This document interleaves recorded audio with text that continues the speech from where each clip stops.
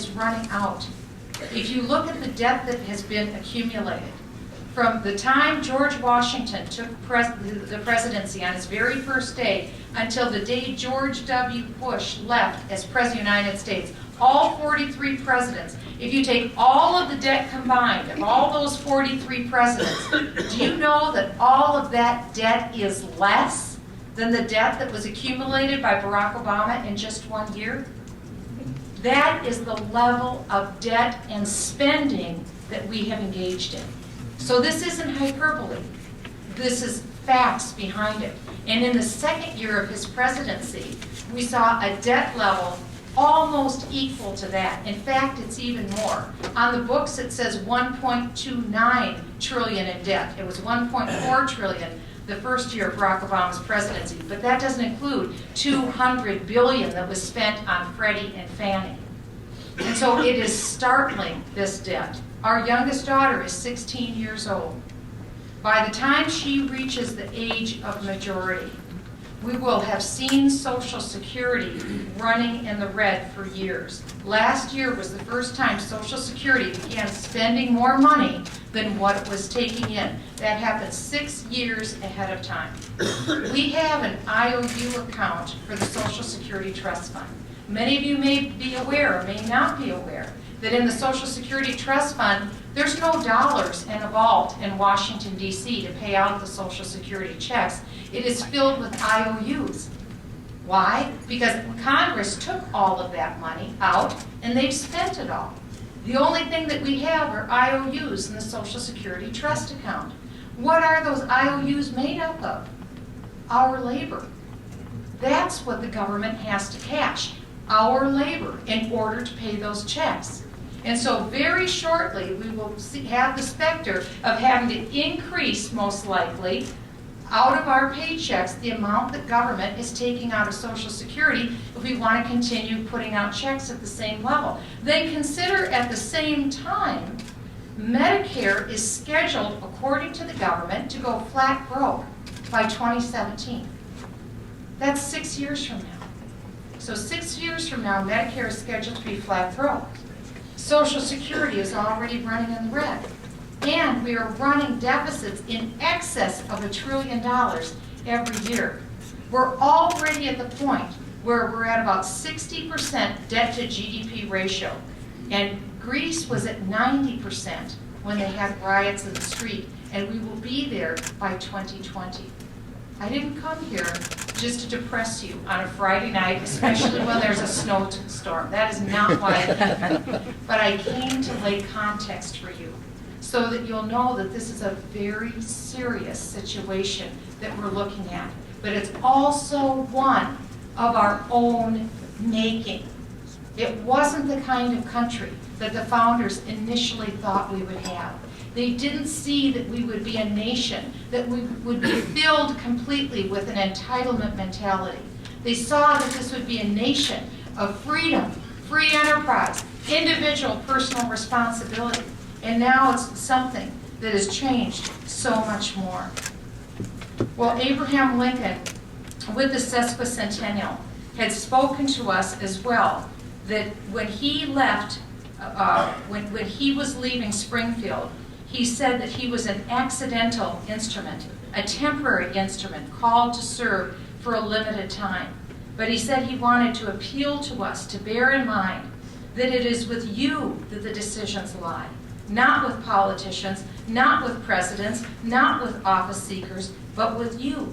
Shall the union and the liberties of this country be preserved for the latest generation? And 150 years later, I think those words explain everything that we need to know about our responsibility in this tiny window of opportunity that we have. We have the next election. If we want to kill Obamacare, and if we want to end socialized medicine, it must be done in the next election. It must be done in 2012. And so just like we repealed Speaker Pelosi in 2010, it will be our charge to repeal a President Obama in 2012 and a very liberal Senate in 2012, and instead put in place a bold, strong, constitutional, conservative for president who understands the times and knows what to do and has the courage and fortitude to make it happen. That's what we have to look for going forward. The United States faces virtual bankruptcy, as I said, and this week we saw the Chinese come to the United States. And it was in many people's minds as they saw our president bow to the head of China. And as people wondered, were the Chinese coming to measure the drapes when they're in Washington, D.C.? Is this about what's to happen? I don't know if we've gone that far, but we do have some great questions that we have to answer in the next few months. And this is the first great question. Is America to continue to be an exceptional nation? I know we're an exceptional nation. And I think you also know that we're an exceptional nation. Or will we be, as some advocate, an ordinary nation like every other? Will we remain an indispensable nation for good that we've been for more than a century as the beacon of exceptionalism to the world? Or will we just adjust to a managed, inevitable decline? An ordinary America, in my opinion, will be no America at all. And second, how will we govern this nation? Will there be a self-anointed elite presuming to dictate and presuming to know what's best for everyone, telling the owners of this country what they can do, what they can't do, which light bulb they can buy, how much water they can have in their toilet, which insurance policy you're going to have to buy, how much you have to pay for that insurance policy? And third, will we be a nation where individual liberty will be prized? Or will we succumb to the instinct of a managed utopia where the direction lies only with the direction of the bureaucracy of the state? What I'm believing, I think, is the truth of where we are right now in this country. And I don't expect the political class necessarily to understand what I'm saying, but I think that Iowans in this room understand what I'm talking about when I'm talking about exceptionalism, the indispensable nation. And others who hear this message, I think, will know what it is that we're all concerned about. Because underlying this struggle for the survival of America 150 years ago during the Civil War was the issue of slavery and the question of whether the words all men were created equal were mere cant or were living reality.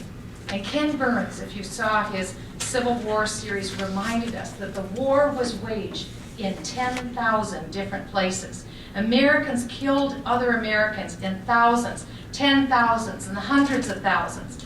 And fortunately today we don't face the prospect of an armed violent civil war, but instead we face the question of whether our nation will live to the latest generation is equally great. It's an underlying issue in the struggle of our time, is a slavery of a different kind. Now, the media might twist what I'm about to say, but it doesn't bother me at all, because it is a slavery. It is a slavery that is a bondage to debt and a bondage to decline. That's what that slavery entails. It's a subservience of a sovereign people. We're a sovereign people to a failed, self-selected elite. That would be our fate. And on the eve of the issuance of the Emancipation Proclamation, Lincoln said, "Fellow